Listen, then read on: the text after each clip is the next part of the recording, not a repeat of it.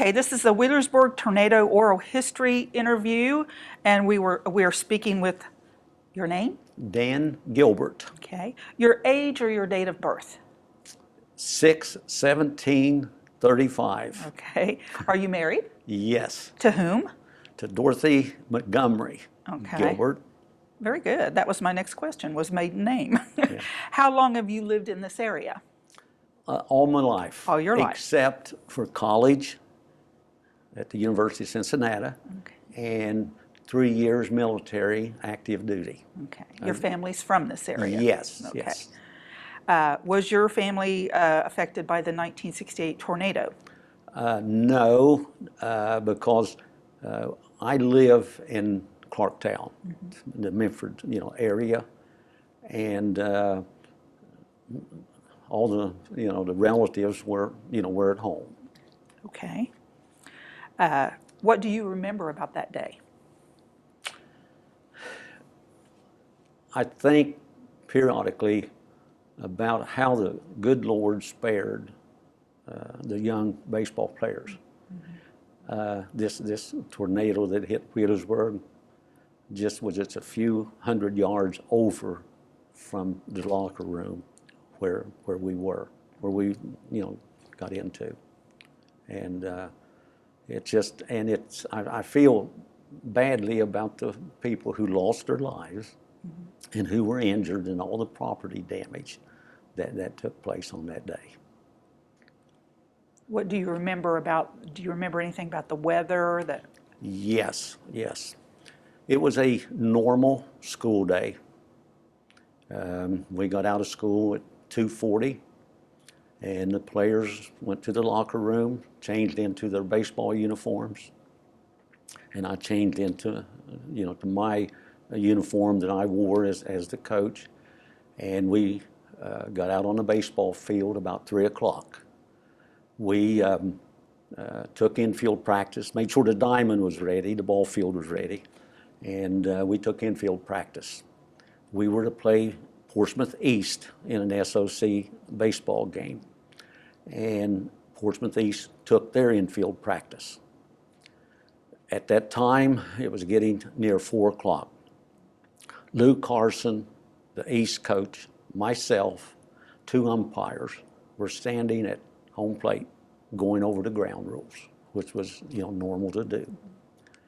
As we were going over the ground rules, I remember looking toward Kentucky, toward the river, and I saw these black clouds, very black.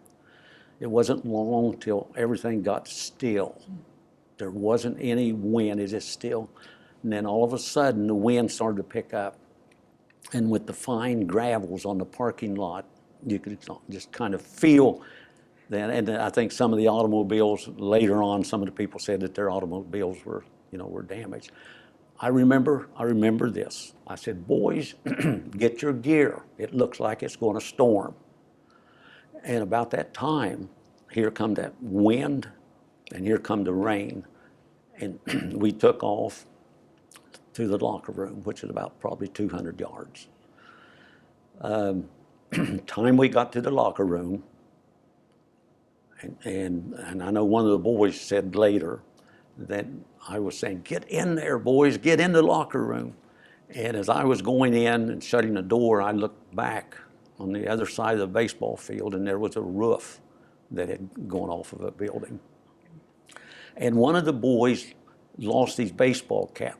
I remember this. Before we were really into the locker room, he started to run back to get it. And I said, no, come. So we got in the locker room. And we knew there was a storm, pretty severe storm. I don't recall how long we were in there, but we did not realize that there was a tornado in Wheelersburg. We did not. And we were in there for a while, and naturally you open the door and you look out. Not until I think one of the parents of one of the ball players was able to get to the school. And I can remember that person, and I think it was a mother, but I don't recall who was. And I remember that person saying, the ridge has been wiped out. Oh.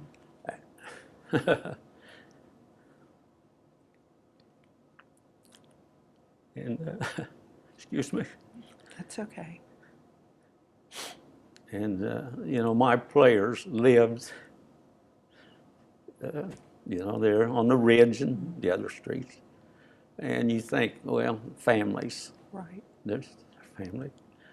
But anyway, we began to hear sirens. So we knew, you know, at that time. So the boys, you know, was waiting maybe for their parent, or when we seen it, it was clear, we would release them. And they would, you know, walk, or their parent, you know, would try to get there to pick them up. And it's just a day that is etched in memory of everyone that was, you know, in Wheelersburg, you know, at that time.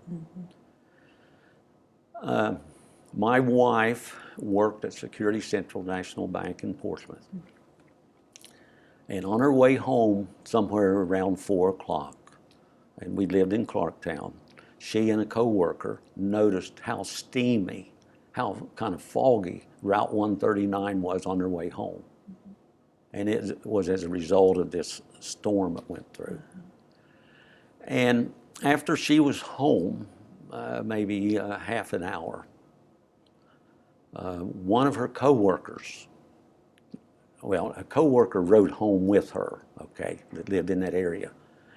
But a coworker's wife, okay, called my wife and asked if her husband had gone to Wheelersburg, because she was working with him, you know, at the bank. And I think my wife, you know, said yes, yeah, he had gone to Wheelersburg. That's when my wife found out there was a tornado. Oh. And that's when the co-worker's wife found out that her husband was in Wheelersburg at the time. Well, you can imagine. Oh, yes. I don't have to really say, my wife is trying to get a hold of me. Well, no phones, nothing. And after probably approximately an hour, 2 hours, and it's hard to remember exactly all the details, I said, I got to get a hold of my wife, and I got to get home. And so I started to leave Wheelersburg, and every direction I went, there was a tree, there was a light pole, electric lines, that. And to this day, I cannot recall the exit I finally took to get over on Route 52 to head toward New Boston. Yeah. I just, well, I managed, they were, maybe some workers started cleaning up a tree or limb or something, but I was able to maneuver. And when I got to New Boston, and I made a phone call, and I don't recall if it was in a drugstore or if it was a telephone booth, Yeah. but I got in touch with my wife, and she was very much relieved, Oh, very much imagine. so, that I was, you know, I was okay.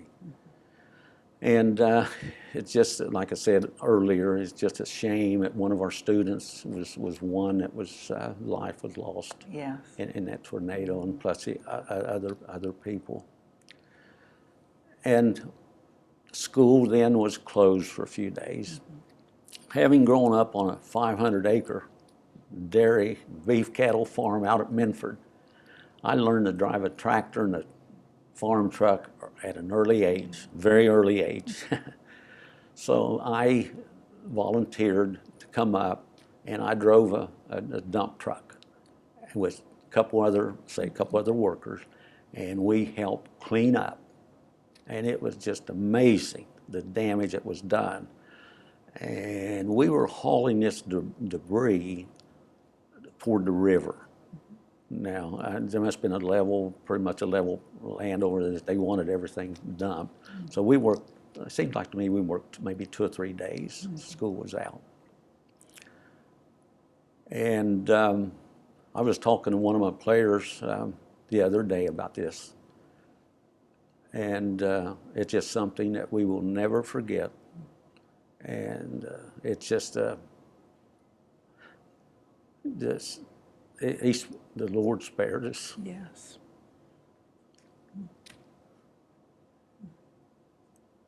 Yeah, very Because traumatic. if that would have hit there, all was up above us was steel beams Yeah, and a roof. yeah.